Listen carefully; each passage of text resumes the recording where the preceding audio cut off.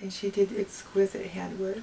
She'd done a lot before she was married and had pieces still, and didn't have so much time afterwards. She also knitted and crocheted. She sewed anything that could be sewn, and she made beautiful quilts. Made quilts for lots of people. And then she made cake decorating, and most of that was after I left home. But she made Marianne's wedding cake, and she did beautiful cakes for people. She did beautiful work.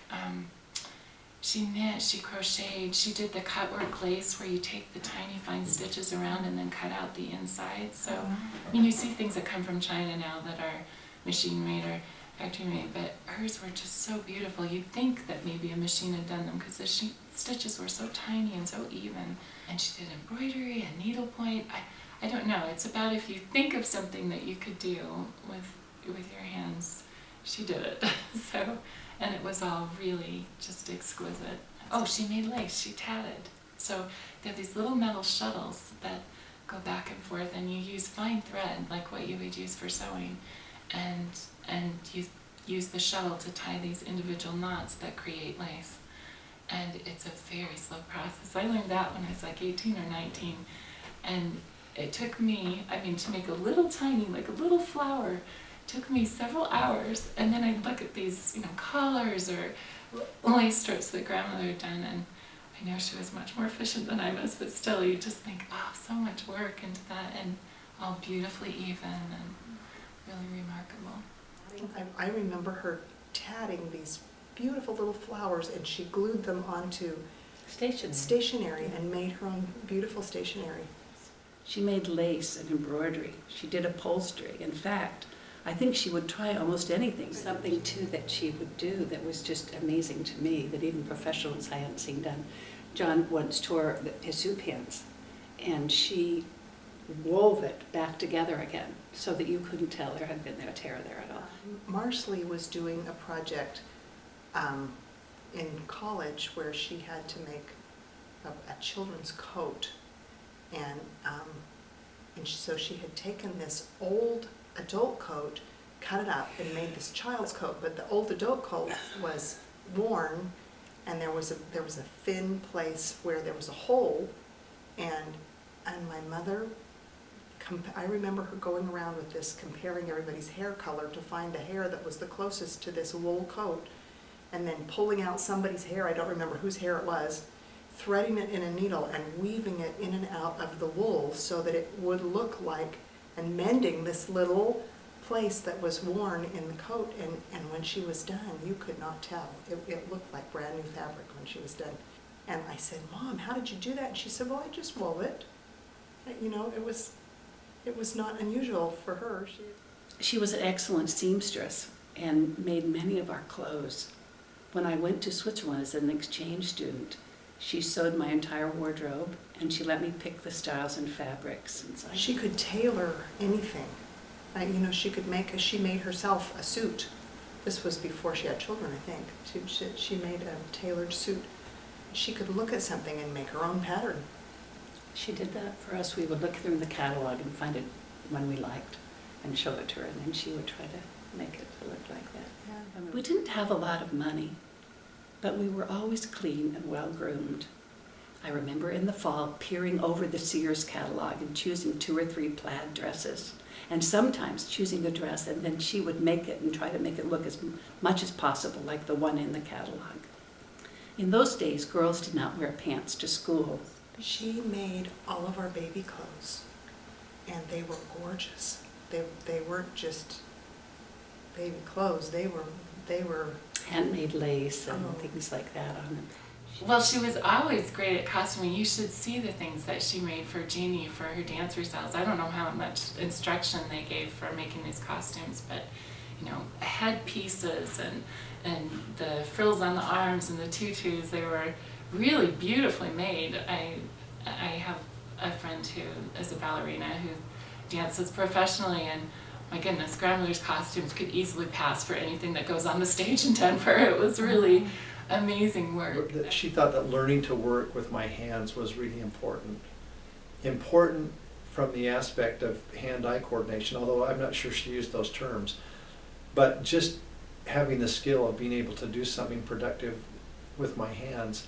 And I was taught from a young age that there was something, there were mental and emotional benefits from that. So that it was a way of relaxing or unwinding or reducing tension by being able to work with my hands. And it would actually help me be balanced in my life. She did. I had my dad's hands, so I didn't have mother's long fingers, but I did learn how to do embroidery, and I did a fair amount, but mostly growing up what I did was clothing construction. I made all of my clothes and helped make clothes for others. For example, she taught me how to sew buttons on shirts, how to thread needles from the time I was fairly young. She taught me how to knit, and I remember knitting dishcloths that we would use for our dishes. They bought me a frame and yarn to do, not yarn, or those loops to make hot pads. You know, with the hook that you hook the loops through and weave them back and forth. And I remember being fascinated by that. I loved making hot pads. My mother also taught me how to crochet, but I'm not sure I could do it again. And oftentimes, even with knitting, I'm not sure I could start. But once she would help me get started, and then I'd knit, and then she would help me finish it off. So I didn't become really sophisticated at making clothing items out of knitting, but basic knitting I knew how to do. And she taught me to knit one summer when I was there, and I was 9 or 10 maybe, and I guess she would have been 65 around there. And she taught me how to knit, and she knew both ways, kind of the continental way and the English way. Now I don't even know the right names, but one of them where you do it very fast, and the other where you throw things over all the time. But she knew both ways, and she taught me both ways, which took a long time because my fingers are not as good as her. And she was very patient to keep coming back and finding where the problem was, taking it out, letting it get started again, and it finally did stick. And She could do really fine work. She had a steady hand. In fact, we've often said she could have been a surgeon because of the fine stitches you see on the quilt that she made upstairs, the fine stitches. She made lovely quilts. I remember often quilting frames that were set up in the living room, and I remember her with adhesive tape over the ends of her fingers to protect them. I remember playing down under the quilt. Many, many times, because of the size of the house that we had and the size of our front room, it was really a front room and a dining room that were together in an L shape, that they would set up quilting frames in the house, and she would have those quilting frames set up. We'd move all the furniture out of the way, and she'd have women in the ward and in the neighborhood over for weeks working on quilts. And we were just to stay out of the room, or to not knock the quilting frames over, or not play under the quilt so that we would disturb it. I have the beautiful quilt on the bed upstairs, is the last one that I have that she created. I wanted to make a quilt for my first baby and never had made a quilt before. Well, I think maybe I wanted for one. Maybe a couple, but I had lots and lots of help. And so I tied this, and she helped me to tie it. She helped me because I didn't know how to do anything, and she helped me do it. And then I was like, well, then what do you do?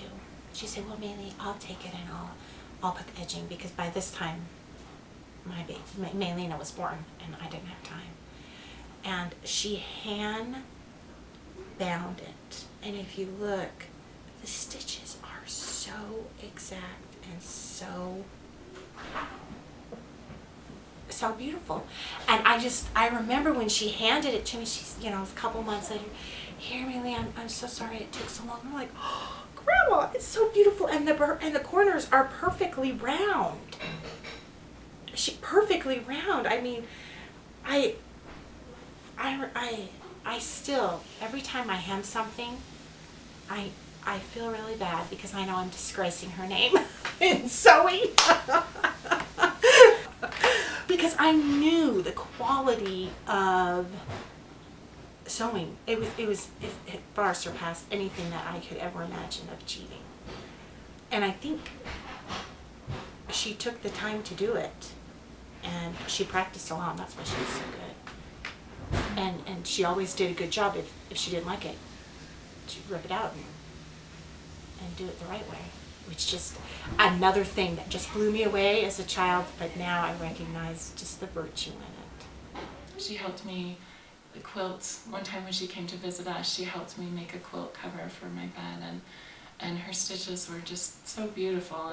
And When I looked at the stitching on the quilts, it was perfect. I mean, the stitches were evenly spaced and they were straight. She had a really steady hand, which amazes me when I think how carefully she did her cake decorating. She loved it, and she did a really good job of it. And she would take cake decorating classes, and I remember going with her to cake decorating classes, and the teacher would show them something fabulous, and she would say to me, "She's hurrying through that too fast.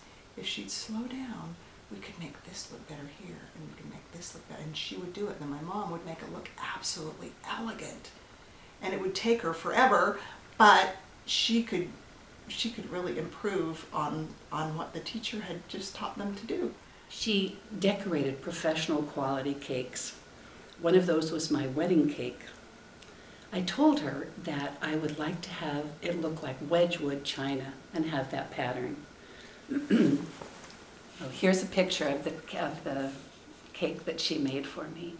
It has faded somewhat, so it's a little darker blue than that, but it shows the white designs and is a picture of her and me together. No, she did it quite often. It was not something that she would advertise and people hired her to do. It was just word of mouth, and somebody would say, "Oh, Karma made that cake. Will she make one for me?" And people paid her to make the cakes, but it was a work of love. I mean, the hours she spent at it was not something that she. If you actually counted the number of hours she spent at it, she didn't make very much money. That's true. Yeah, and I remember Mother making her often. Her birthday cakes were lavender. But I remember one in particular that Mother made pansies on the top of the cake. They were frosting pansies, and they were beautiful. They looked like porcelain. They were frosting, but they looked like little porcelain figurines, the pansies on the top of that beautiful cake. Yeah, and she often made roses. She made beautiful icing roses. She had a nail, but she would hold it with one hand, and she would squirt the frosting, and she would rotate it as she went around, and she would do one petal at a time, and she just made exquisite roses. And she would take a knife and lift them off and set it on the cake. Yeah, and she would do it with soft frosting or with that royal frosting, that gets rock hard like hard candy.